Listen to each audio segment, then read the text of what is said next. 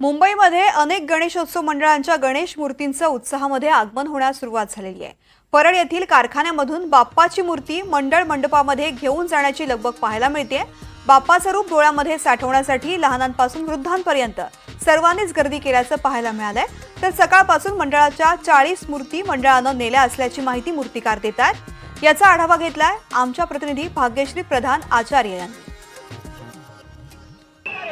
आपण आहोत आत्ता परळमध्ये आणि आपण बघतोय की दरवर्षीप्रमाणे याही वर्षी गणपतीचा जो उत्साह आहे तो मोठ्या प्रमाणात पाहायला मिळतोय। आपण जर बघितलं तर गणपती बाप्पांच्या ज्या मूर्त्या आहेत त्या आता घेऊन जाण्यात येत आहेत मंडळातर्फे।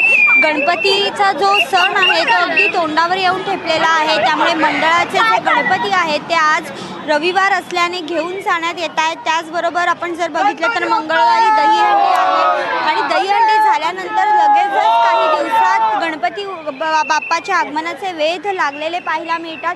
त्यामुळे आपण जर बघितलं तर आता देखील गणपती बाप्पा इथनं निघताना पाहायला मिळतात। अनेक मूर्त्या ज्या आहेत ते मंडळ आपापल्या ठिकाणी घेऊन जात आहेत। त्यानंतर या गणपती बाप्पाचं जरी मंडप डेकोरेशन पूर्ण झालेलं नसलं तरी त्या बाजूला ठेवून देण्यात येतील आणि नंतर ज्या दिवशी बाप्पा येणार आहेत त्या दिवशी त्यांची प्राणप्रतिष्ठा करण्यात येईल। मात्र आपण जर बघितलं तर हा जो उत्साह आहे तो अत्यंत मोठ्या प्रमाणात पाहायला मिळतो।